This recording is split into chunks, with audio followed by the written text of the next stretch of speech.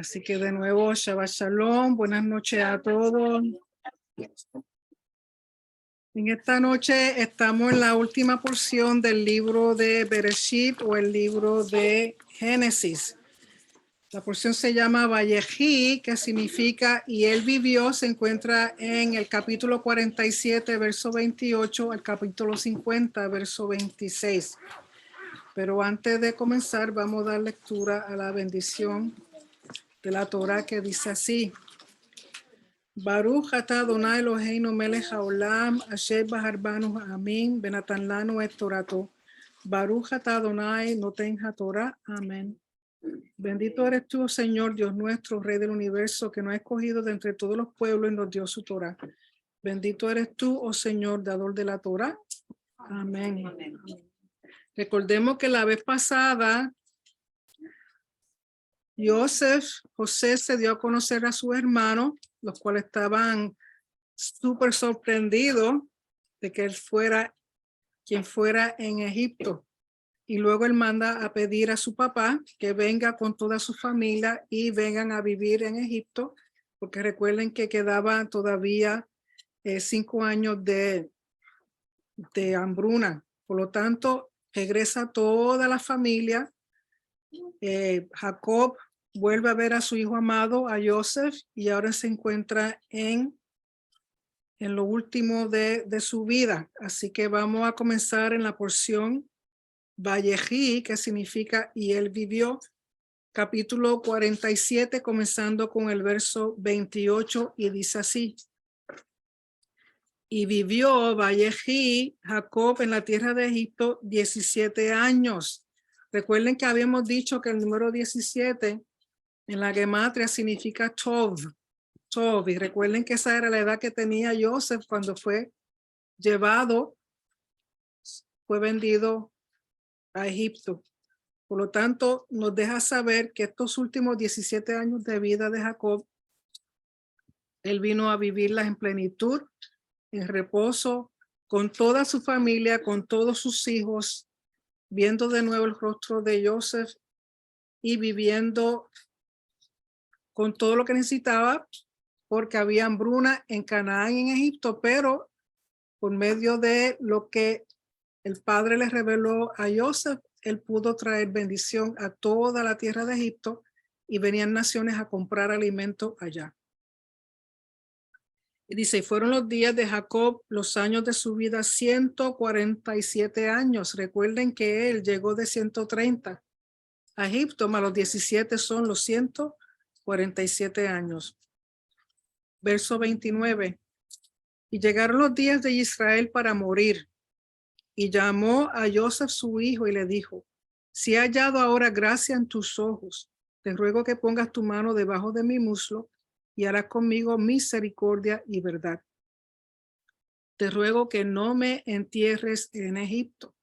Así que él le pide a Joseph que jure de que cuando él muera no lo entierre en Egipto, sino que lo vaya a llevar a donde están sus ancestros.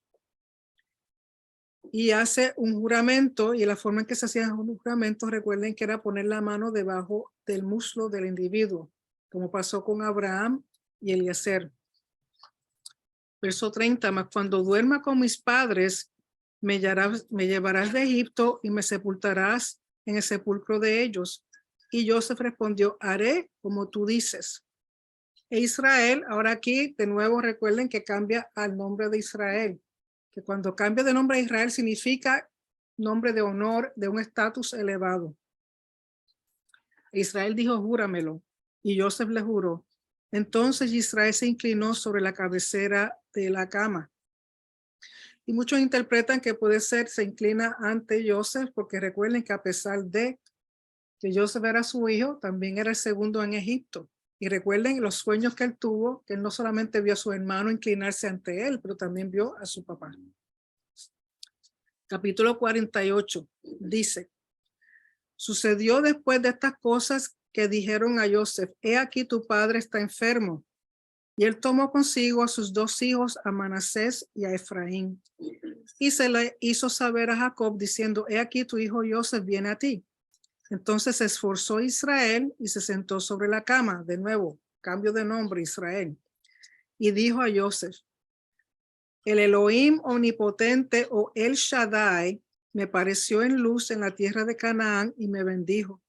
Y me dijo, he aquí yo te haré crecer y te multiplicaré y te pondré por estirpe de naciones y daré esta tierra a tu descendencia después de ti por heredad perpetua. Que fue la bendición, juramento que Dios le hizo a Abraham, luego a Isaac y ahora a Jacob. Entonces Jacob le está transmitiendo lo que Dios le dijo a Joseph. Y ahora tus dos hijos, Efraín y Manasés, que te nacieron en la tierra de Egipto, antes que viniese a ti a la tierra de Egipto, míos son, como Rubén y Simeón serán míos. El decir míos son es una fórmula de adopción. Él legalmente está adoptando a los dos hijos de Joseph. Y dice que serán como Rubén y Simeón en el sentido de que van a tener la misma la posición tribal como los demás hijos de Israel. Está haciendo una adopción y además de eso, al incluir a Manasés y a Efraín, recuerden que cuando él le dio la toga, el manto a Joseph, lo estaba proclamando legalmente como el primogénito de la familia. Proclamar a alguien como el primogénito que no lo fuera biológicamente significaba que ese hijo iba a ser responsable de sus padres cuando envejecieran, responsable de toda la familia, sobre todo en lo que refería a herencias y a lo espiritual. Entonces aquí a darle, tomar a sus dos hijos, los 10 hijos de José, como los suyos, le está dando una posición de honor al mismo nivel que los demás hermanos de Joseph, como las tribus de Israel. Les promueve su estatus y legalmente, por decir míos son, legalmente es reconocido en esta cultura que fueron adoptados. Y tenemos que entender que el término adopción como tal no existe en la escritura hebrea. Donde vemos el término adopción como tal es ya en el pacto renovado cuando Pablo habla de la adopción. ¿Okay? Y recuerden que es por medio de Yeshua el Padre nos ha adoptado. También aquellos judíos, aquellos israelitas que vienen al conocimiento de Yeshua, también son readoptados, porque recuerden que muchos de ellos dejaron el pacto. O sea, una vez se deja el pacto, pero se viene a través de Yeshua. Somos adoptados legalmente. Por eso podemos decir al Padre, Padre, y Él los llama hijos. También son términos de pacto. Cuando se hace el pacto entre un soberano y un vasallo, al rey soberano se le llama padre y el rey soberano llama a sus súbditos hijos. Por lo tanto, son términos también de pacto, llamar al rey padre y a los súbditos hijos. Verso 6, y los que después de ellos has engendrado serán tuyos, o sea que los demás hijos que tenga Joseph, entonces son de Joseph, pero esos primeros dos le pertenecen ahora a Jacob. Por el nombre de su hermano serán llamados en sus heredades, porque cuando yo venía de Padam Aram, se me murió Raquel en la tierra de Canaán, en el camino como media legua de tierra viniendo a Efrata, y la sepulté allí en el camino de Efrata, que es Belén. Y vio Israel los hijos de José y dijo, ¿quiénes son estos? Recuerde que él está hablando, dejándole saber que tus hijos son míos. Ahora parece ser que ahora es que realmente lo está viendo a sus hijos, o sea, los dos hijos de José. O sea que antes de verlos, él proclamó que eran de él, de Jacob. Y respondió José a su padre, son mis hijos que Dios me ha dado aquí. Y él dijo, acércalos ahora a mí y los bendeciré. Porque lo que está sucediendo aquí es que era parte de la cultura cuando un patriarca, cuando un hombre que era como decir, patriarca de la familia, estaba por morir, usualmente reunía a todos sus hijos y a veces toda la familia y hablaba bendición sobre ellos. También podía hablar maldiciones, pero lo usual era que hablara bendiciones sobre sus hijos. Y él sabe ya que está por morir. ¿Cuándo exactamente? No se sabe el día, pero sabemos que muere pero quiere bendecir primeramente a todos sus hijos y comienza con José y los hijos de José. Verso 10. Y los ojos de Israel estaban tan agravados por la vejez que no podía ver. Por eso le dijo, acércalo. ¿Quiénes son estos? Quizá lo que veía era algo borroso. Dice, acércalos para yo bendecirlos. Les hizo pues acercarse a él y él les besó y los abrazó. Y dijo Israel a José, no pensaba yo ver tu rostro y aquí Dios me ha hecho ver también a tu descendencia. O sea que no solamente vio a José de nuevo, que vio a sus hijos. Entonces José los sacó de entre sus rodillas y se inclinó a tierra. Y los tomó José a ambos, Efraín a su derecha, a la izquierda de Israel, y Manasés a su izquierda, a la derecha de Israel, y los acercó a él. Porque él puso a Manasés, el primogénito, a la derecha de Jacob, porque recuerden que la bendición usualmente se daba con la mano derecha, porque la derecha representa rectitud, representa autoridad y representa bendición. Por lo tanto, él pone a su primogénito para que le quede a la derecha de Jacob y Efraín a la izquierda de Jacob. Entonces Israel extendió su mano derecha y la puso sobre la cabeza de Efraín, que era el menor, y su mano izquierda sobre la cabeza de Manasés, colocando así sus manos adrede, aunque Manasés era el primogénito. Y bendijo a José diciendo, el Dios en cuya presencia anduvieron mis padres, Abraham e Isaac, el Dios que me mantiene desde que yo soy hasta este día, el ángel que me liberta de todo mal, bendiga a estos jóvenes y sea perpetuado en ellos mi nombre y el nombre de mis padres Abraham e Isaac, y multiplíquense en gran manera en medio de la tierra. O sea, ¿qué bendición le está dando a estos dos niños, los jóvenes? Que en ellos se ha perpetuado su nombre, y sabemos que en Shabbat el Padre bendice a sus hijos. Que el Dios de Israel te bendiga como a Efraín y a Manasés. Eso se dice todos los Shabbat cuando los padres bendicen a sus hijos. Pero viendo a José que su padre ponía la mano derecha sobre la cabeza de Efraín, le causó esto disgusto, porque Efraín es el menor, no es el primogénito. Y asió la mano a su padre para cambiarla de la cabeza de Efraín a la cabeza de Manasés. Y dijo José a su padre, no así, padre mío, porque este es el primogénito. Pon tu mano derecha sobre su cabeza. Mas su padre no quiso y dijo, lo sé, hijo mío, lo sé. Quizá le está pensando que como no ve bien, pero él lo está haciendo adrede, o sea, él sabe lo que está haciendo. Dice, también él vendrá a ser un pueblo con respecto a Manasés y será también engrandecido. Pero su hermano menor será más grande que él y su descendencia formará multitud de naciones. Aquí multitud de naciones, en el hebreo la palabra dagim, de donde viene la palabra pez, dag. Por lo tanto, multiplicarse tanto como los peces en el mar. Y ustedes saben que los peces cuando dicen multiplicarse, se multiplican. Y los bendijo aquel día diciendo, en ti bendeciré Israel, diciendo, hágate Dios como a Efraín y como a Manasés. Y puso a Efraín antes de Manasés.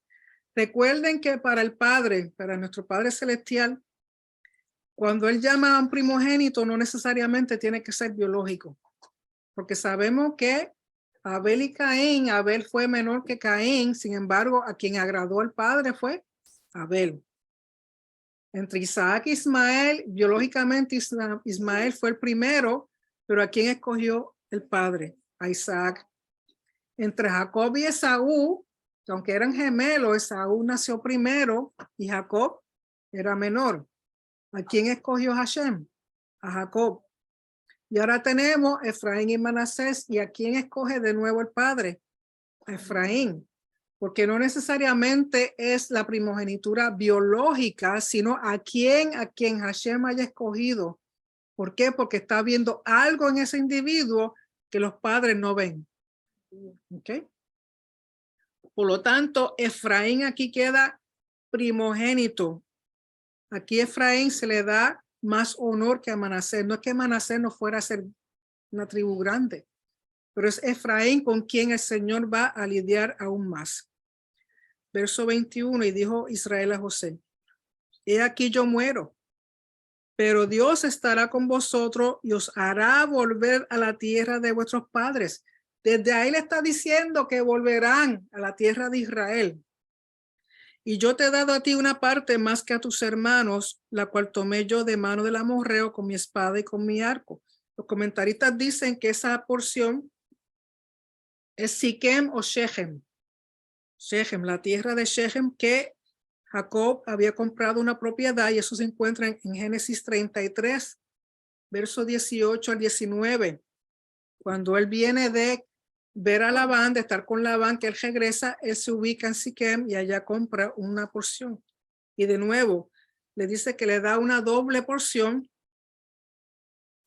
una porción más que a sus hermanos, porque a través de sus dos hijos y a José mismo le da una herencia, una bendición. ¿Por qué? Porque para Jacob, José a él le dio primogenitura, y ahora a sus hijos, a los hijos de José, él le da primogenitura dentro de las tribus de Israel. Capítulo 49. Es bueno que hagan un estudio sobre el término adopción, cómo era la adopción en el antiguo Medio Oriente y cómo la adopción en el primer siglo, porque Pablo hace mucho uso del término adopción. Y recuerde que aunque la Biblia hebrea no usa el término como tal, indirectamente por formularios como decir hijos míos o son míos tus hijos, también cada vez que dicen que un hijo nació en las rodillas de otra persona, recuerden que Lea y Raquel llegó un momento que no habían tenido hijos con sus siervas. Las siervas tienen hijos y paren en las rodillas o en las piernas de Lea y de Raquel. Eso también legalmente indicaba que esos niños eran adoptados por Lea y Raquel, le pertenecían legalmente como si ellas mismas lo hubieran parido. Por lo tanto, un estudio interesante ver la adopción dentro del reino de Elohim. Capítulo 49. Y llamó a Jacob a sus hijos y dijo: juntaos y os declararé lo que os ha de acontecer en los días venideros. O sea que lo que él está hablando no es tan solo una bendición, sino también son cosas que van a ocurrir en un futuro, en un tiempo lejano. Juntaos y oíd, hijos de Jacob, y escuchar a vuestro padre Israel. Hace uso de ambos nombres. Comienza con Rubén porque biológicamente Rubén es el primero, pero sabemos que Rubén, por cosas que hizo, que aquí mismo él lo dice en la bendición, perdió su primogenitura.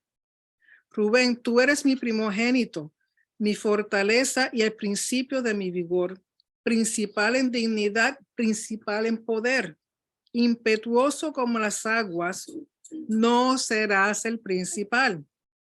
Por cuanto subiste al lecho de tu padre, entonces te envileciste subiendo a mi estrado. Porque recuerden que después que Lea muere, Raquel muere, no es Lea, Raquel, una de las dos. Raquel muere, Rubén toma la sierva de Raquel y se acuesta con ella, que es lo que da a entender los comentaristas. Y recuerden que eso era una ofensa para Jacob, porque Jacob estaba todavía vivo y había sido concubina de Jacob.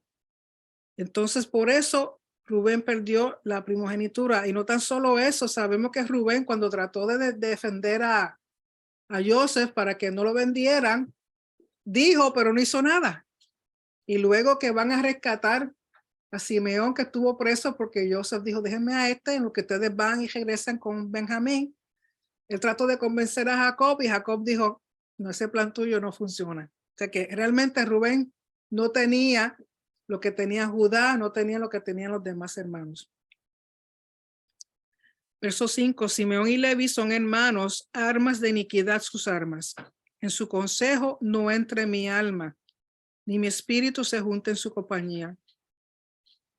porque en su furor mataron hombres y en su temeridad desajretaron toros. Maldito su furor, que fue fiero, y su ira, que fue dura. Porque aquí está recordando lo que ellos hicieron en Siquem.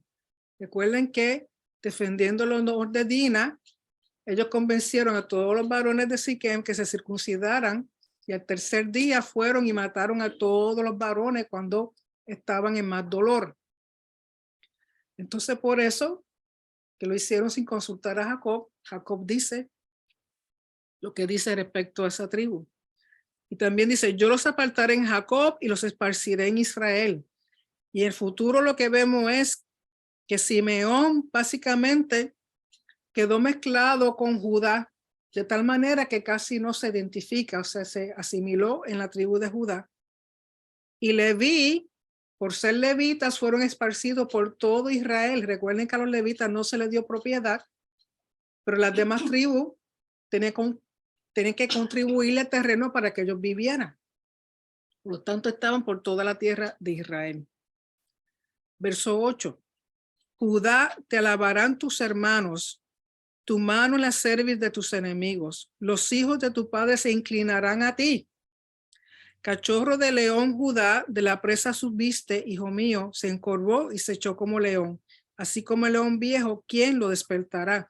Aquí compara a un león con Judá y sabemos que el símbolo de la tribu de Judá es el león.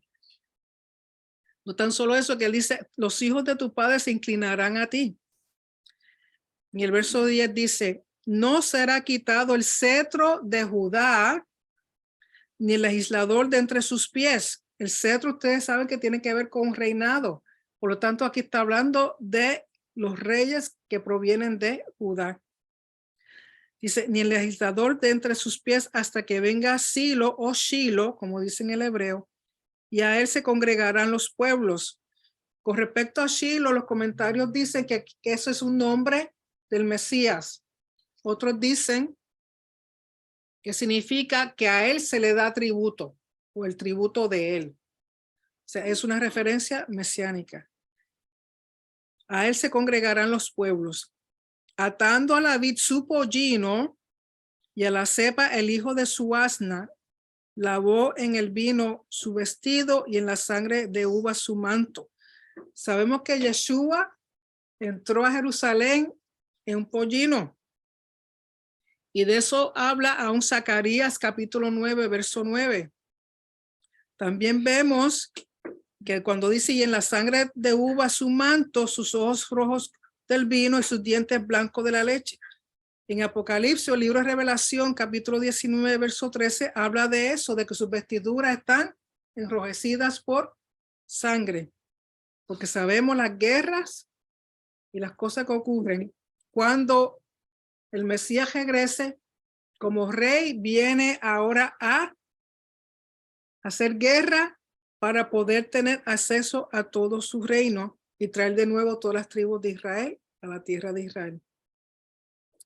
Cuando habla de que sus ojos rojos del vino y sus dientes blancos de la leche, lo que comentaristas dicen es que a lo que se refiere es más bien, la traducción debiera ser ojos más oscuros que vino y dientes más blancos que la leche, que tiene que ver con hermosura y tiene que ver con una persona agradable, una persona, como decir, casi perfecta físicamente. Y sabemos que el Mesías, aunque en Isaías describe unas cosas, sabemos que aunque su apariencia física quizá no sea para nosotros lo más hermoso, pero por su carácter, por lo que él hace, viene a ser hermoso de verdad.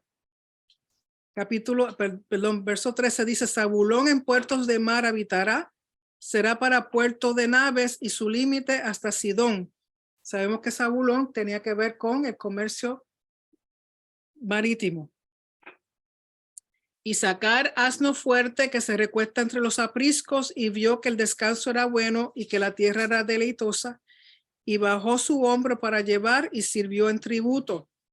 Lo que dicen los comentaristas es que Isaacar, como era uno que se recostaba y como que descansaba y como que no hacía mucho, se dedicó más bien a estudiar la Torá, mientras que Zabulón trabajaba y ayudaba con las finanzas a la tribu de Isaacar para que Isaacar pudiera hacer lo que hacía en términos de los estudios de la Torá.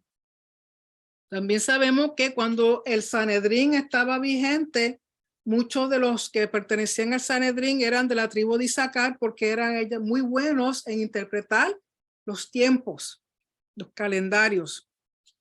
Zabulón, siendo de los puertos del mar, trabajaba mucho en conseguir el caracol ese del cual se saca la tinción para los tzitzit. Verso 16. Dan juzgará a su pueblo como una de las tribus de Israel, y sabemos que el nombre de Dan significa juicio o juzgar. Y aquí el término juzgará en el hebreo la palabra yadin, de donde viene Dan. Yadin, Dan, que tiene que ver con juicio. Dan juzgará a su pueblo como una de las tribus de Israel. Será Dan serpiente junto al camino, víbora junto a la senda, que muerde los talones del caballo y hace caer hacia atrás al jinete. Recuerden que de la tribu de Dan era Sansón. Verso 18, tu salvación esperé, oh Hashem. Gad, ejército, lo acometerá, mas él acometerá al fin. Gad tiene que ver con batallones. Eran muy buenos en la milicia. El pan de Aser será sustancioso y él dará deleites al rey. Aser tiene que ver también con el aceite. Eran dados a producir buen pan, buen aceite, delicias. Y por eso estaban a la mesa de los reyes. Neftalí, sierva suelta, que pronunciará dichos hermosos. A Neftalí se le conocían porque eran buenos corredores.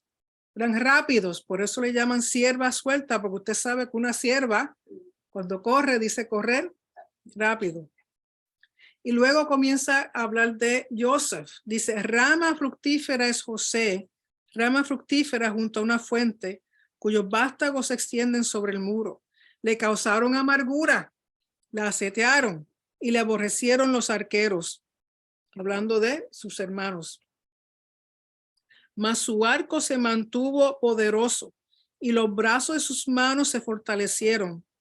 Por las manos, miren todos los adjetivos que usan para describir al Señor. Por las manos del fuerte de Jacob, por el nombre del pastor, la roca de Israel, por el Dios de tu padre, el cual te ayudará, por el Dios Shaddai, el cual te bendecirá, con bendiciones de los cielos de arriba, con bendiciones del abismo que está abajo, con bendiciones de los pechos y del vientre. En otras palabras, no hay lugar del cual tú no obtengas bendición. Aún en los hijos, aún en los nacimientos, en las semillas serás bendecido. Las bendiciones de tu padre fueron mayores que las bendiciones de mis progenitores. Hasta el término de los collados eternos serán sobre la cabeza de José y sobre la frente del que fue apartado de entre sus hermanos. Recuerden que Joseph también representa mucho a Yeshua, y estas mismas bendiciones las podemos ver realizadas en Yeshua y luego también en el futuro cuando él regrese como rey. 27. Benjamín es lobo arrebatador, a la mañana comerá la presa y a la tarde repartirá los despojos. Recuerden que es interesante que menciona la mañana y a la tarde, y el altar del templo está ubicado mayormente en lo que viene siendo el terreno de Benjamín. Parte queda un poquito para el área de Judá, pero la mayor parte del altar queda en lo que es el terreno de Benjamín. Es interesante que, como menciona mañana y tarde, eso nos debe recordar el holocausto de por la mañana y por la tarde, que es la ofrenda tamid. Verso 28. Todos estos fueron las 12 tribus de Israel, y esto fue lo que su padre les dijo al bendecirlos. A cada uno por su bendición los bendijo. Le mandó luego y les dijo, yo voy a ser reunido con mi pueblo. Sepultadme con mis padres en la cueva que está en el campo de Efrón el Eteo, en la cueva que está en el campo de Macpela, al oriente de Mamre en la tierra de Canaán, la cual compró Abraham con el mismo campo de Efrón el Eteo para heredad de sepultura. Allí sepultaron a Abraham y a Sara su mujer, allí sepultaron a Isaac y a Rebeca su mujer, allí también sepulté yo a Lea. La compra del campo y de la cueva que está en él fue de los hijos de Het. Y cuando acabó Jacob de dar mandamientos a sus hijos, encogió sus pies en la cama y expiró y fue reunido con sus padres. O sea, después que él da todas las bendiciones, entonces es que él muere. Pero sin antes recordarles que los sepulten, que hagan su sepultura en la tierra de Israel, donde fueron sepultados sus ancestros. Capítulo 50. Entonces echó José sobre el rostro de su padre y lloró sobre él y lo besó. Y mandó José a sus siervos, los médicos, que embalsamasen a su padre, y los médicos embalsamaron a Israel. Que lo más probable, lo que él llama médicos son sacerdotes funerarios, que estaban dedicados a embalsamar y hacer una serie de ritos a los muertos, porque recuerden que en Egipto entendían que una vez una persona moría, había que preparar el cuerpo para que el alma regresara, porque esa alma iba a dar un viaje. Entonces ellos tenían una forma de hacer el embalsamar. Una de las cosas que hacían era que sacaban todos los órganos y los ponían en unos jarros. Y cada uno de esos jarros representaba un dios. ¿Okay? Entonces ellos sacaban todo, lo metían ahí y usaban una técnica para disecar los órganos y el cuerpo. Por eso, si ustedes han visto la historia de las momias, lo que es cada vez que encuentran una, están casi intactas, porque lo que hacían era deshidratar el cuerpo para que se mantuviera lo más posible, porque ellos entendían que el alma regresaba y luego esa alma tenía que ser transportada por una serie de ritos para saber si alcanzaba eternidad o no la alcanzaba. Es interesante de buscar información sobre egiptología, cómo hacían estas cosas. No, recuerden que el judío no embalsama y tampoco hace cremación, porque ellos dicen, como dice en el libro de Génesis, del polvo eres y al polvo regresarás. Una persona, un cuerpo que pasa por el proceso de embalsamar, tarda en descomponerse. Por lo tanto, por eso no es permitido. El judío, una vez una persona muere, al otro día se entierra. Tampoco cremar, porque la cremación es a un fuego tan alto que destruye hasta los huesos, entonces no queda ningún componente orgánico. O sea que lo que queda es una ceniza y esa ceniza no sirve para nada. O sea, no está reciclando, no está volviendo a la tierra como el Señor pidió que volviéramos. Pero aquí en este caso decimos, pero ¿por qué embalsamaron a Jacob? Recuerden que él quiere que lo lleven a Israel, de donde ellos están, a donde está la cueva de Macpela, es un buen tramo. Imagínense caminar con un cadáver que no haya sido preparado, no llega a nada. ¿Okay? Porque un cadáver que no se ha preparado se pudre. Por lo tanto, en parte era conveniente que lo embalsamaran para poderlo llevar y enterrarlo en la tierra de Israel. Y dice, y cumplieron 40 días porque así cumplían los días de los embalsamados y lo lloraron los egipcios 70 días. O sea, le tomaba 40 días preparar este cuerpo. Recuerden que sacaban los órganos, deshidrataban el cuerpo y eso tardaba tiempo y después lo ponían en unas tiras de lino. Por eso se preservan tanto. Y ese proceso tomaba 40 días, más los 30 de luto, son un total de 70. Verso 4, y pasados los días de su luto, habló José a los de la casa de Faraón diciendo, si he hallado gracia, ahora gracia en vuestros ojos, os ruego que habléis en oídos de Faraón diciendo, mi padre me hizo jurar diciendo, he aquí que voy a morir. En el sepulcro que cabe para mí en la tierra de Canaán, allí me sepultarás. Ruego pues que vaya yo ahora y sepulta a mi padre y volveré. Y Faraón dijo, ve y sepulta a tu padre como él te hizo jurar. Recuerden que el honrar a los padres, sobre todo en darle una buena sepultura, no es tan solo parte del mandamiento de honrar a tu padre y tu madre, sino también que era algo visto bueno ante los ojos de Faraón y la cultura de Egipto. Entonces José subió para sepultar a su padre, y subieron con él todos los siervos de Faraón, los ancianos de su casa y todos los ancianos de la tierra de Egipto. O sea, solamente vigilan, van con José, le dan un honor a Jacob, porque viene gente élite, gente ilustre, para sepultar, llevar a Jacob a Israel.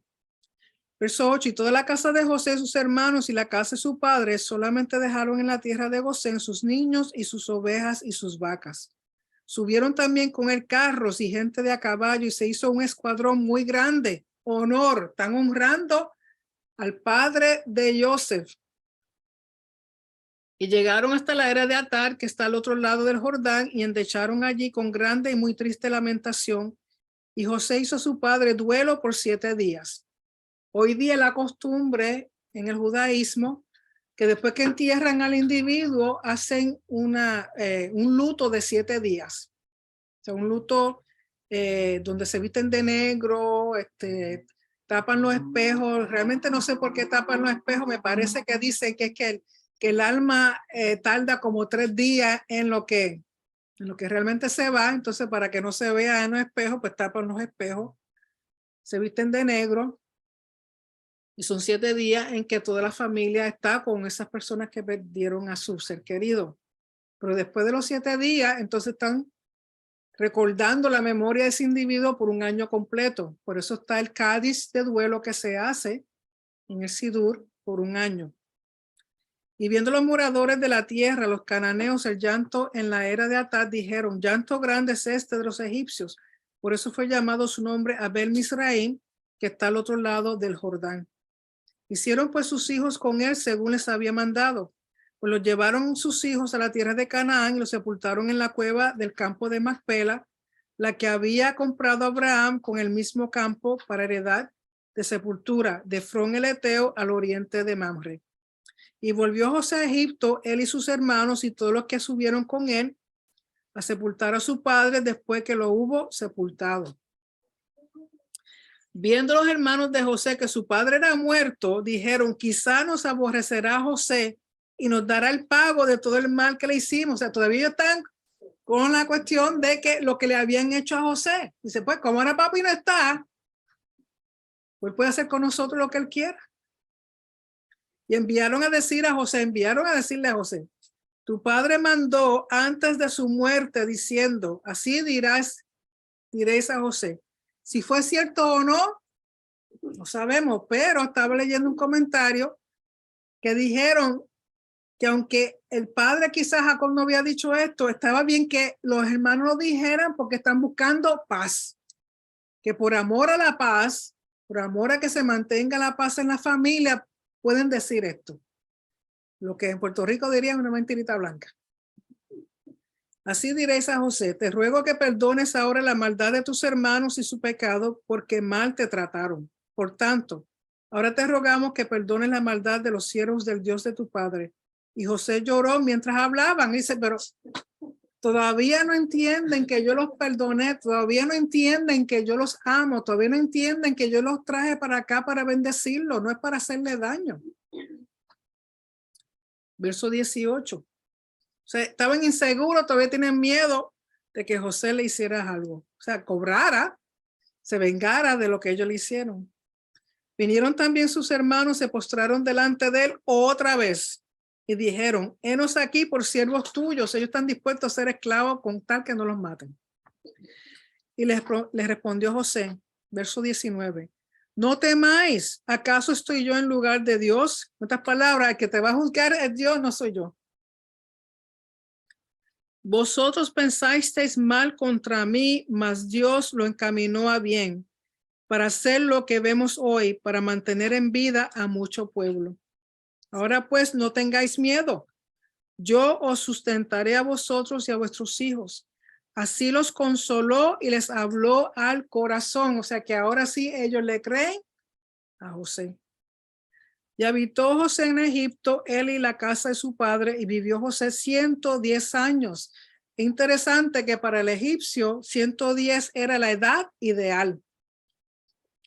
Pero sabemos que para aquel entonces los egipcios duraban de 40 a 50 años. Verso 23. Y vio José los hijos de Efraín hasta la tercera generación. O sea que vio sus hijos, sus nietos y sus bisnietos. También los hijos de Maquir, hijo de Manasés, fueron criados sobre las rodillas de José. Cuando dice que Maquir, su nieto, fue criado sobre sus rodillas, significa que él adoptó a Maquir.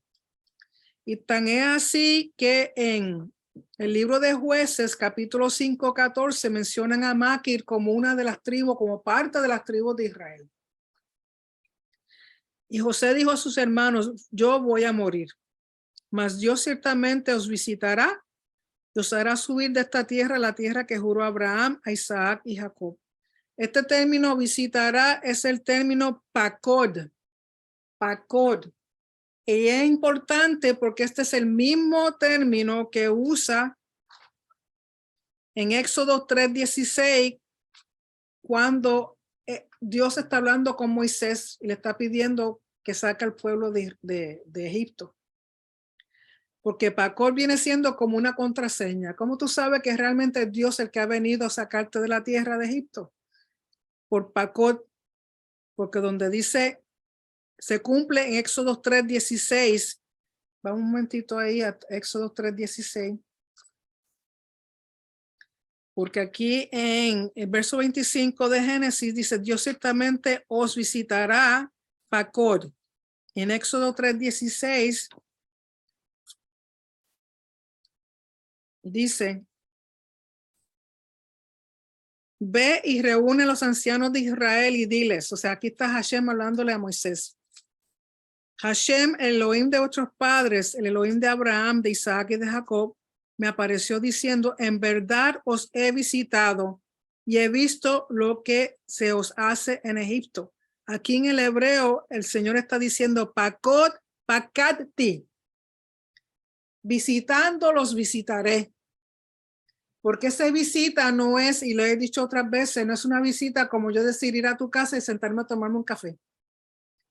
Es una visita que viene a preguntarte qué tú necesitas, qué te pasa, en qué te puedo ayudar, cómo están las cosas. Es una visita para traer aliento, consuelo, para ayudar, para apoyar, que no es solamente sentarse a tomarse un cafecito.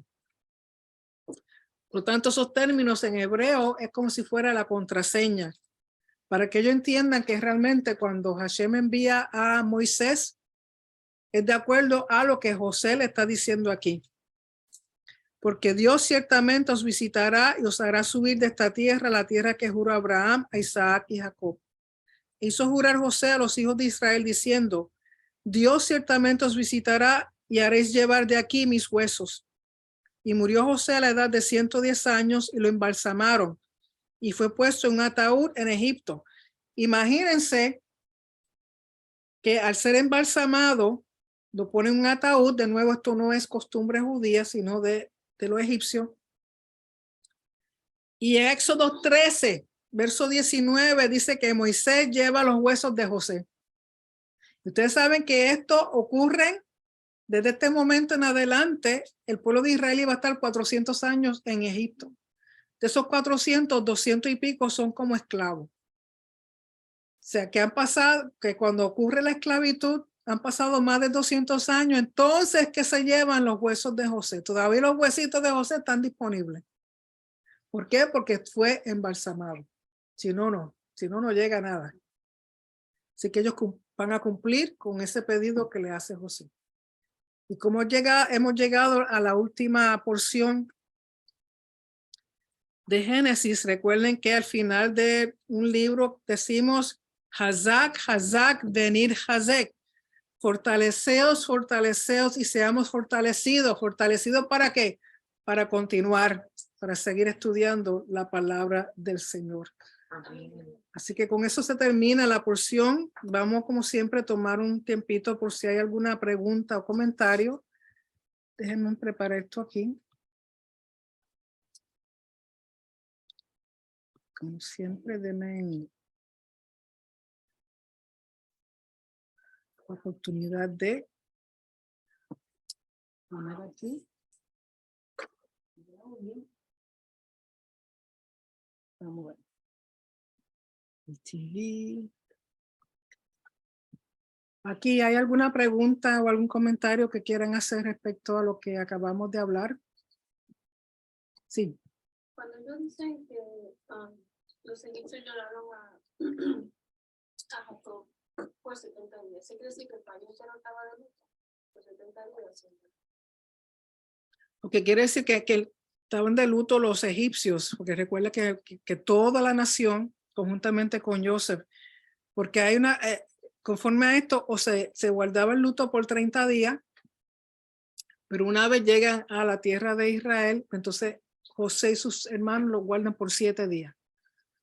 Pero ese luto era porque en Egipto, porque José era de gran... Por lo que era José, o sea, el honor que le dan a Jacob es a consecuencia de que era el padre de José el que le salvó la vida a toda la nación. O sea, para honrarlo a él. ¿Okay? ¿Alguna otra pregunta, comentario? ¿Alguna persona aquí en el internet tiene alguna pregunta o comentario? Dime, otra más. Oh, yeah. No, pero dime. Para el judío, el hebreo, uno mismo, se puede como uno, como donar los órganos o no. Bueno, la pregunta es sobre donar órganos. Yo personalmente no donaría nada. El judaísmo tiene sus reglas con respecto a eso. Siempre he estado por mirar y se me olvida, porque como a mí no me interesa, pues se me olvida buscarlo.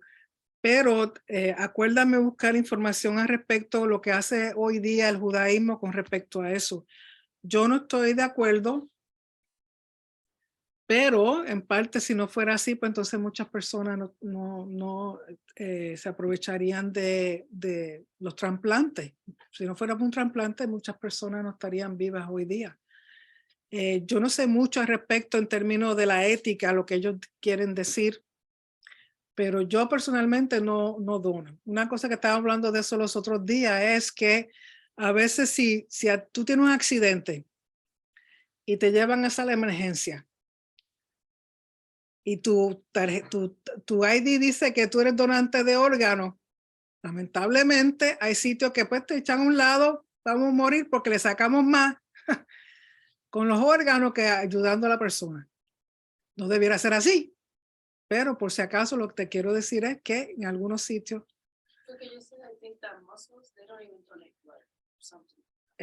no sé si los musulmanes donan sangre o no. La sangre es diferente porque la sangre es algo que se renueva cada 120 días. Y recuerda que la misma Biblia te dice que la sangre es la vida del cuerpo. Okay, con donar sangre yo no tengo ningún problema. Yo tampoco lo hago porque tengo miedo a la aguja grande esa que usan. Es lo único. Pero sí, donar sangre se puede hacer. Porque de nuevo, la sangre es algo que cada 120 días se repone. ¿Okay? Pero en términos de órgano, y esa es otra cosa, si tú dices que eres donante de órgano, muchas veces te sacan todo, pero absolutamente todo, empezando desde los ojos hasta todos tus órganos por dentro. Que los usan o no los usan, no sé. Pero recuerda que lamentablemente eso se ha convertido en un mercado negro. Y a veces he sabido de turistas que van a algunos sitios lejanos, remotos, lo anestesian, le sacan un riñón o le sacan algo, lo cosen para atrás y cuánto se dan de que le habían sacado un riñón. O sea, lamentablemente hay mucha historia no muy agradable al respecto. Pero recuérdame buscar información hoy día cómo el judaísmo ve lo de donar sangre. Digo, perdón, órgano. Sí. Sí. Está permitida la donación de órganos. Entonces, dice, pues el judaísmo considera la vida sagrada. Por esta razón, donando un órgano para salvar una vida es el acto más alto de virtud. Pero a veces, precisamente porque la vida es sagrada, la donación de órganos es problemática. La ley judía distingue entre órganos donados durante la vida y donación del órgano después de la muerte. Mientras está vivo, donar un órgano sin que se pueda vivir, como un riñón, o médula ósea o sangre para salvar o mejorar otra vida, es uno de los más grandes actos que se podría realizar. En la teoría, lo mismo debe aplicarse a los órganos donados después de la muerte, siendo que salvar vida está por encima de casi todo. La oportunidad de hacerlo después de la muerte no solo debería ser aceptable, sino incluso obligatorio. Pero en la práctica, esto presenta una preocupación mucho más seria. Para ser utilizable en un trasplante, la mayoría de los órganos tienen que ser quitados mientras el corazón todavía está latiendo. Pero la ley judía mantiene que si el corazón todavía funciona, la persona está viva.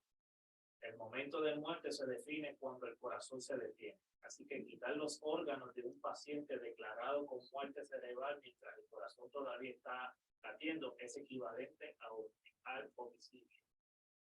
Entre el mundo médico y legal ha aceptado la muerte cerebral como una nueva definición de muerte. La inmensa mayoría de expertos de la ley judía no. Manosear la definición de muerte es empezar un camino que puede llevar a problemas éticos mayores. Esta es una pregunta de vida y muerte. Necesitamos de una sabiduría más elevada para guiar. No quisiera tener que decir lo que es correcto o incorrecto, basado en el escritor en su propia opinión, subjetiva y sentimiento. Es una pregunta problemática. Una pregunta problemática. En vida, no es lo mismo tú donar un riñón a un familiar o a una persona que le va a extender la vida, seguro. Tú estás vivo, tú estás consciente de tu decisión, pero te queda otro. ¿Ok? Y lamentablemente hoy día la medicina cataloga a un ser muerto después que el cerebro deja de funcionar. Cuando bíblicamente debiera ser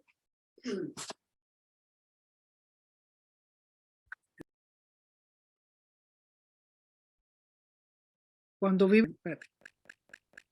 bíblicamente debiera ser el corazón, ¿ok? El corazón, recuerden que yo le he dicho que a los 18 días de un bebé engendrado, 18 días, no un mes y tampoco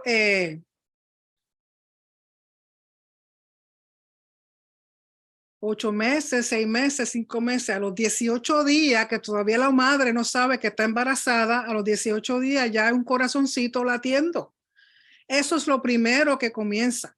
Por lo tanto, si es lo primero, debiera ser lo último, que muera reconociendo que esa vida dejó de ser. Pero hoy día los médicos definen como que el daño cerebral es lo que define la muerte, cuando debiera ser contrario, porque con máquinas y cosas realmente uno no sabe ni si la persona está muerta o no está muerta. Pero uno vivo, tomar una decisión así, por ejemplo, es fácil donar un órgano como un riñón. Vivo, tú no puedes donar un corazón. Vivo, tú no puedes donar una córnea. Vivo, tú no puedes donar una páncreas. Vivo, tú no puedes donar un pulmón. Lo único que se puede, quizás es médula ósea, pero médula ósea es dentro del hueso lo que produce la sangre.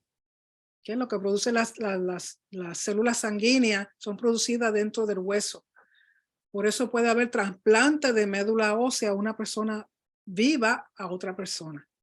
Pero fuera de eso, no hay, bueno, el hígado, como el hígado es un órgano grande y tiende a volver a formarse, tú puedes sacar un pedazo, pero no puedes sacarlo completo. ¿Okay? Se regenera. Pero fuera de eso, no sé de nada más que tú puedas donar, pero ya tú estás consciente y una decisión que tú tomas. Pero si tú mueres y tu licencia dice donante de órganos y caes en hospital, una sala de emergencia que se dedican al tráfico negro de órganos, no te van a hacer nada. Mira, donante, chacho, ¿sabes todo lo que podemos sacarle a este individuo? O te matan. Te dejan morir. Te dejan morir. Cuando viene a ver, están yéndose por encima del mandamiento porque ahí no están salvando la vida. O sea, se supone que como médico uno haga lo máximo posible por salvar una vida. También si una condición que tú sabes que ese individuo no se volverá a levantar, no va a tener una vida de calidad, que no va a funcionar, que va a ser un vegetal, pues entonces ya eso es decisión de la familia, ya no es decisión, al menos que el ID te diga que tú lo puedes, que eres donante. O sea, hay que tener, son cosas que no simplemente es una decisión fácil, pero entre el judaísmo pues trae cosas éticas por lo que dice la Torá. ¿Okay? Sí. No tiene nada que ver con los órganos. Mm. Otra pregunta que, porque como nosotros estamos aprendiendo, entonces siempre me encuentro con alguien que me pregunta y yo quiero saber qué respuesta le da a usted cuando alguien le pregunta ¿de qué religión es usted? Por ejemplo, ¿qué respuesta le puede dar? Porque yo iba a la iglesia pentecostal y decía que no soy cristiana, Sí. no católica. Sí. Entonces, ahora, ¿qué puedo decir? Porque estamos regresando a las raíces hebreas, entonces no hay la respuesta. Te contesto después de la clase para dar oportunidad a preguntas asociadas con la clase. No te me vayas, te contesto que la pregunta es que entonces, cuando le preguntan a uno de qué religión uno es, ahí la palabra clave es religión. Ninguno de nosotros tenemos religión, tenemos relación con Dios. Y de ahí pues vamos a pasar a otras cositas. ¿Okay? Así que me recuerda tu pregunta. ¿Alguien más tiene alguna otra pregunta? ¿Comentario? ¿No hay nadie en Facebook con pregunta?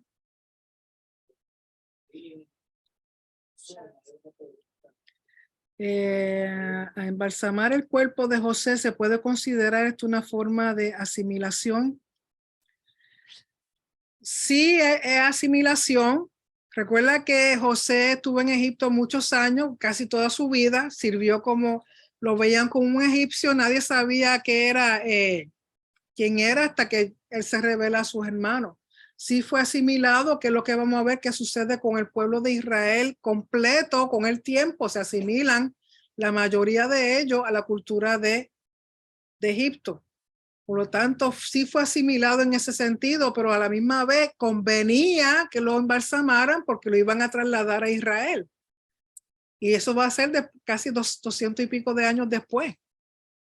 Tú no puedes transportar a un muerto que no haya sido embalsamado porque de aquí, primero que nada, el calor y el sol de Egipto, en lo que cruza el desierto, quedaste... yo ni les explico porque yo he visto cuerpos en ese estado, así que son horribles. Y además la peste nadie te va a soportar. Por lo tanto, para poderlo llevar a Israel, convenía que lo embalsamaran, como hicieron con Jacob. Pero sí es una asimilación. Es como hoy día, personas que hacen cremación se asimilan a lo que está ocurriendo en la cultura y todo el mundo te lo vende como es más barato que un entierro. ¿Okay? Pero eso no es lo que dice aquí. Entonces, si tú aceptas todo lo que te dice la cultura fuera de aquí, pues entonces estás asimilado a la cultura del mundo y no a la cultura del reino. ¿Okay? Que son dos cosas muy diferentes.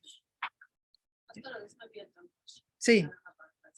Dime. Pero se puede asumir que cuando ellos ya llegaron al sitio que iban a intentar, ahí todo se asamparon y se hicieron de acuerdo con las cosas, porque iban a ir por fuera y la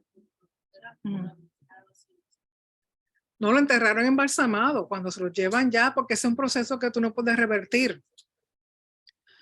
Lo que sí es que tienen que me imagino que se llevaron los jarritos con los órganos conjuntamente con el cuerpo, que es parte del cuerpo. Sí está embalsamado, pero quedan embalsamados. sea, su cuerpo quedó preservado. Sí, dígame. Yo trabajé muchos años en funeraria y cementerio. Ah, sí, chévere. Gracias a Dios ya no. Sí, Cuando yo trabajaba ahí, pues tuve todo ese conocimiento y un cuerpo embalsamado no llega nunca a putrefacción, sino que se diseca. ok, O sea, usted saca a una persona embalsamada después de 20 años y está completamente Sí. disecada. sí.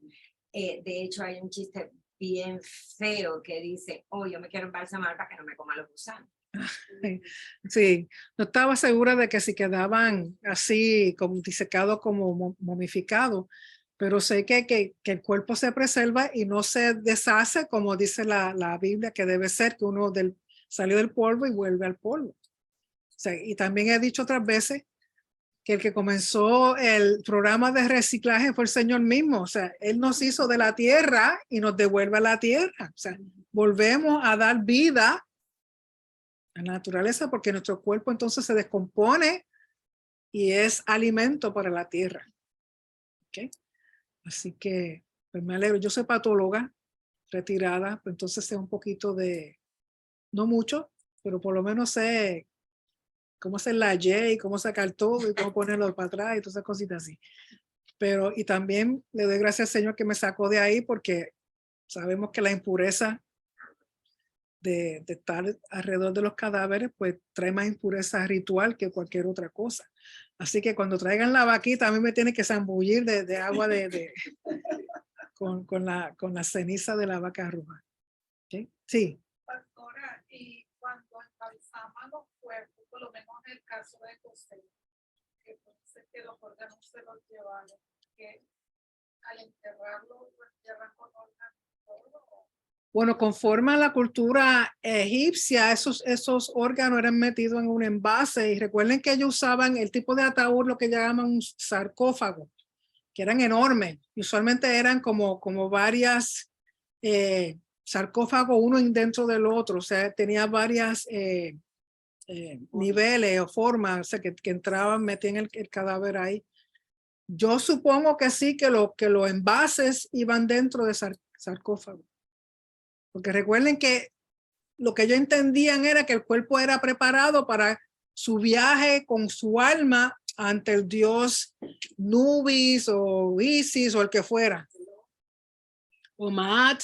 Recuerden que Maat era la que tenía que ver con justicia, con caos, con orden. Entonces tenían que ser presentados a esta diosa para saber si su corazón era digno de entrar a la eternidad. Recuerden la cuestión de la plumilla y el corazón, que si la plumilla era más pesada que el corazón, pero una persona que era digna de eternidad, mientras que si el corazón pesaba más que la plumilla, este individuo no tenía acceso a la eternidad.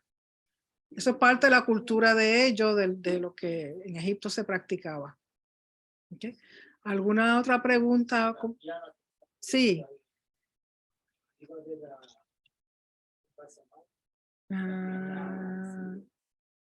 Somos Israel. ¿Cómo explico que no somos Israel espiritual, sino que somos parte de Israel? Bueno, el decir que sí, quizá está relacionado con lo que tú preguntaste. El decir que somos Israel espiritual va en contra de lo que dice la Biblia, sobre todo lo que dice el pacto renovado. Decir que somos solamente Israel espiritual es incorrecto porque a través de Yeshua somos hechos coherederos y conciudadanos de Israel, literalmente. Para ser parte de Israel no tiene que ser uno biológicamente israelita. Por medio de Yeshua somos injertados, somos hechos parte de. Entonces, ante los ojos del Padre, ante los ojos de Yeshua, nos ve igual que si fuéramos un nacido de Israel. Por lo tanto, espiritual solamente no funciona. Es todo completo. Somos Israel. Por eso es tan importante que una vez venimos a este camino, nos parezcamos más a Israel que otra cosa, porque ¿cómo hacemos la distinción, la diferencia cuando nos miran?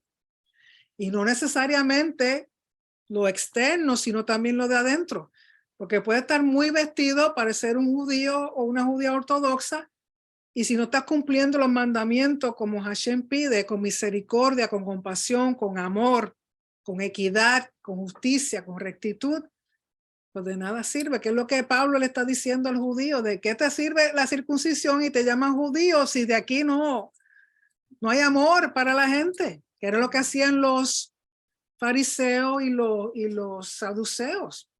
Tenían toda la vestimenta, todo lo de afuera, pero no tenían amor para enseñar el mandamiento. Entonces lo importante es el balance entre lo físico y lo espiritual, entre lo que dice la Torá y lo que te enseña el Espíritu Santo. O sea, es un balance. Si nos vamos a un extremo es malo, si nos vamos al otro extremo también es malo. ¿Okay? Sí. Ahí vemos el punto de adopción. El punto de adopción, exactamente. Somos adoptados por medio del pacto. Por medio del pacto que podemos decirle al padre, padre, y él nos puede llamar hijo, hijo. ¿Sí? Todo está relacionado.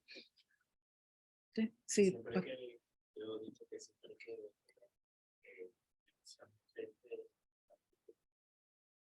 y por eso es que termina con esta frase que se fuerte y anima, se quedan fortalecidos. Cuando estudiamos esta última historia del libro de Bereshit, nos deja saber a nosotros que nuestro futuro, lo que el Eterno, como cumple la profecía de Jeremías, que dice que yo sé los planes que tengo acerca de nosotros. O sea, ya desde Génesis, Hashem está, especialmente en esta última para allá, Hashem nos está dejando ver los planes futuros que tengo, y con todo aquel que viene y se añade, entra. Sí, porque de nuevo, toda la historia, todo lo que ocurre en la Biblia, todo lo que pasaron nuestros antepasados, Pablo mismo dice, son ejemplos para nosotros. Y son muchas cosas, son la sombra de lo que iba a ocurrir a través de Yeshua. Recuerden que Joseph es el que personaje que más se parece a Yeshua.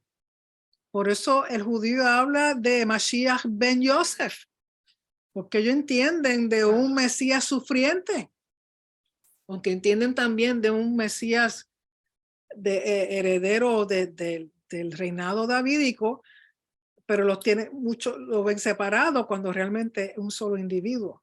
¿Okay? Pero a quien le llaman Mesías ben Yosef, y no es ningún otro Yosef, ningún otro José que este. ¿Okay? Así que está muy relacionado con Yeshua y es para enseñarnos definitivamente estas porciones.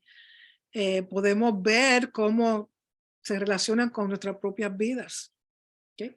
Y eran seres humanos como nosotros, no tenían nada extra, nada extraordinario, con excepción de que confiaban. José confió por completo en el Padre, creyó en los sueños que le había dado, estuvo ahí, aguantando, sufriendo, pacientemente esperé a Hashem. Y el Señor pues cumplió con lo que le había dicho. Okay. ¿Algo más? ¿Algún otro comentario? Sí, yo, pastora, buenas noches a todos. Shabbat Shalom. Shabbat Shalom. Nada más quiero hacer un comentario que hace rato que comentaban, ¿verdad? De Joseph.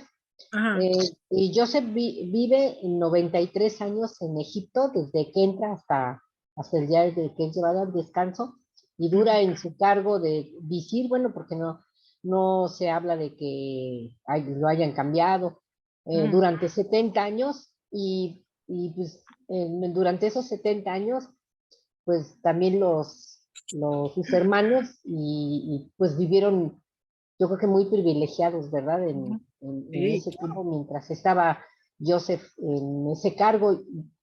Tal vez después de su muerte fue cuando paulatinamente entraron en esa esclavitud. Sí. Y bueno, era todo lo que quería comentar. Ha estado muy, muy interesante la clase, y buenas noches a todos. Shabbat Shalom. Shalom, gracias. Sí, tuvo muchos años como el segundo en Egipto, y sabemos que Cuando mueren todos ellos, ya vamos a ver en la próxima clase que comenzamos el libro de Shemot o de Éxodo, todo lo que ocurre. Porque recuerden que mientras el egipcio se había vendido su propiedad, había vendido su animal, le había dado todo a Faraón, los que estaban viviendo una vida de fruto, de bendición, era más que los israelitas. En Gosén estaban gozando, mientras que los egipcios estaban bajo esclavitud social, política con respecto a Faraón. Y lógico, eso va a traer problemas, envidia, celos, y según van cambiando los faraones, adiós, pero ¿y esta gente? ¿Quiénes son? ¿Por qué ellos sí y nosotros no? ¿Okay? ¿Algo más antes de despedirnos? Sí. Facebook, no sé si es una pregunta o comentario. Dice, la esposa de Joseph puede ser simbología de la esposa sin pacto, y al ser esposa de él se convierte al Dios de Joseph, así como nosotros que ahora por medio de Yeshua somos la novia. Se puede hacer esa comparación de que la esposa de Joseph, recuerda que ella era hija del sumo sacerdote máximo pagano de Egipto. Y lógico, cuando se casa con Joseph, ella se casa como una egipcia con él, pero en mi entender de que Joseph le enseñó sobre el Dios de Israel, sobre su Dios, porque los nombres que le pone a sus hijos, y que a la larga ella cambia. Que no oímos más de ella, pero yo supongo que ella cambia y ayuda a Joseph a criar a sus hijos lo que Joseph conocía, lo que José conocía. Y hasta cierto punto sí es como nosotros, estamos en un momento sin pacto y por medio de Yeshua entramos al pacto, entonces ya somos elegibles a todas las bendiciones. ¿Algo más? Sí, comentario. Volviendo a lo de Israel, pero en Romano dice que fuimos injertados, como el libro silvestre fuimos injertados, entonces somos uno.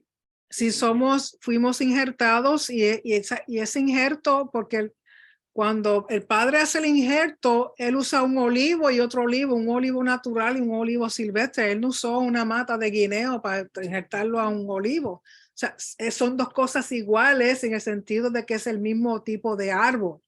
Lo único que uno creció fuera de que nadie lo cuidara, salvaje. Entonces, injerta el natural en el salvaje, que debiera ser al revés. En la horticultura debiera ser al revés.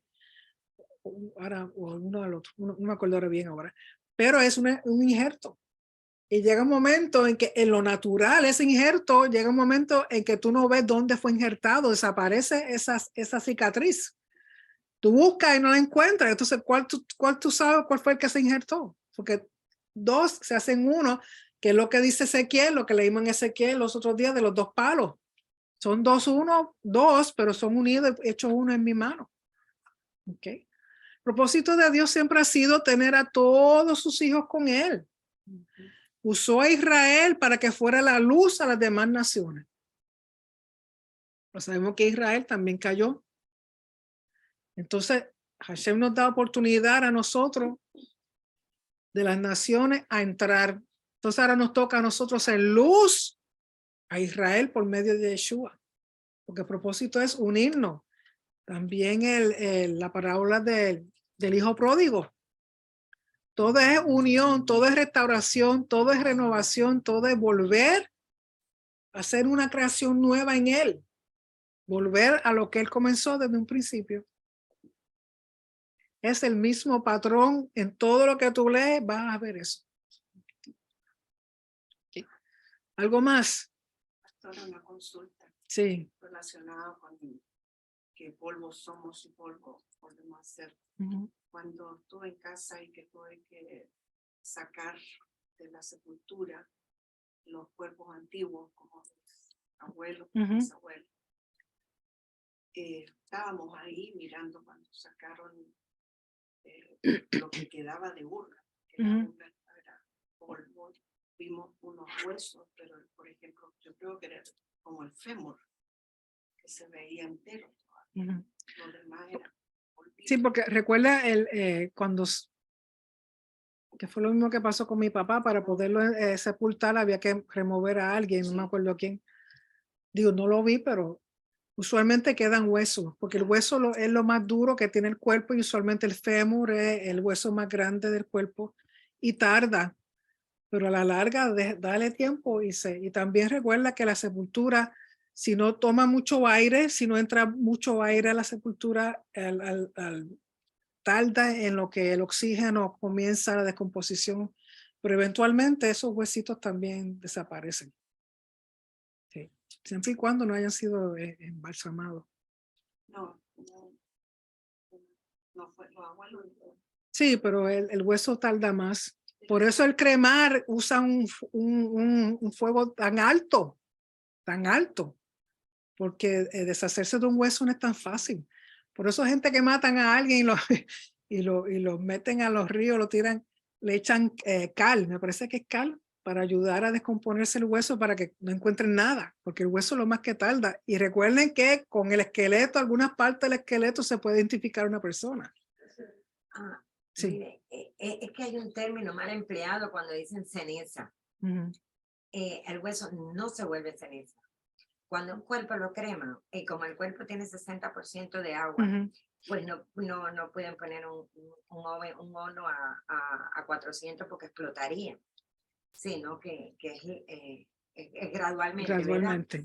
Entonces, cuando bota toda el agua y la masa es la que, el músculo es el que desaparece y todo lo demás, lo que queda calcinado son los huesos. Ujú. Pero cuando eso se enfría y se saca, los huesos están enteros. Los que están es negro, quemado, Ujú. pero están enteros. Entonces ellos lo muelen en una máquina. Okay. Y por eso quedan estillas y cosas. Y aún moliéndolo en una máquina, no se convierte en ceniza. Interesante. Es como una sal gruesecita así, una cosa. Fíjese que es más grande que el grano de azúcar. Entonces puede ser posible que si hay ceniza dentro de una urna de un familiar, algún barbecue que Eso buscaron ahí. era un barbecue. Sí. Eso Porque no era lo primero. hicieron aquí en Tampa, lo hicieron. Sí, a veces mezclan No, de maldad. O sea que ellos, ¿cómo fue que Yo la hicieron? escuché, la noticia yo la vi. No, era que ellos no cremaban los cuerpos, sino que los botaban y cobraban por eso. Y lo Wow. que le daban en la urna era ceniza de barbecue a los Anda. familiares. Wow. ¿No te digo yo? Eso pasó en Brooklyn. Brooklyn y York también. Por eso, cuando hay dinero envuelto, no donen órganos, no se embalsamen, no se cremen, hagan como dice la palabra, moriste, pues al otro día te enterramos. Allá en Chile es increíble cómo, bueno, más con la pandemia, ¿no? Pero ahora si uno se muere, el día siguiente ya está ahí enterradito. Que debiera ser así, o sea, la Biblia es de enterrarte al otro día, sin embalsamar y sin nada. Sí, dime. Tiene que ser en the actual ground, pues DR, ellos construyen como cosas de cemento, como nichos.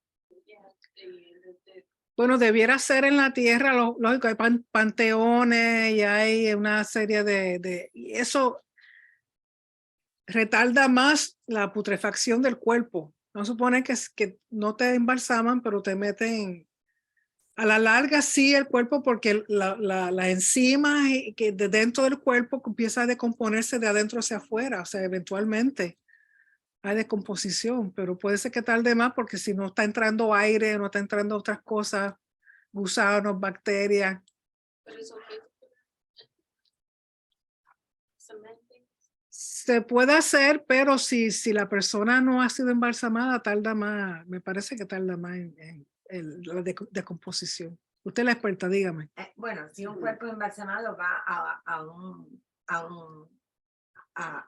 una gaveta, pero cuando el cuerpo no es embalsamado, que se entierra, por ejemplo, aquí en Estados Unidos tiene que ir a un molde concreto porque no se permite por ley enterrarlo en tierra, porque llueve y las aguas fluviales pueden llevar eso al agua que tomamos.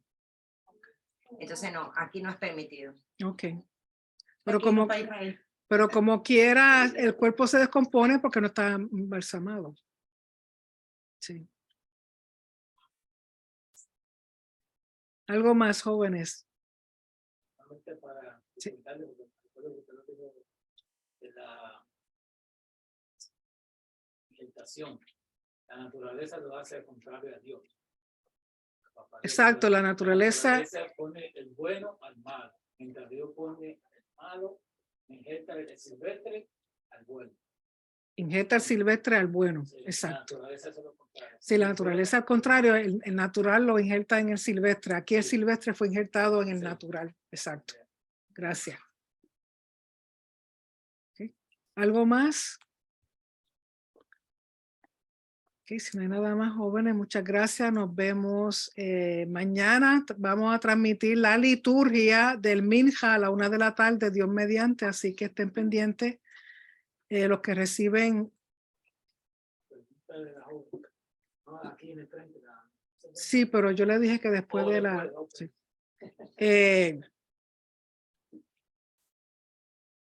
Se me fue la liturgia mañana.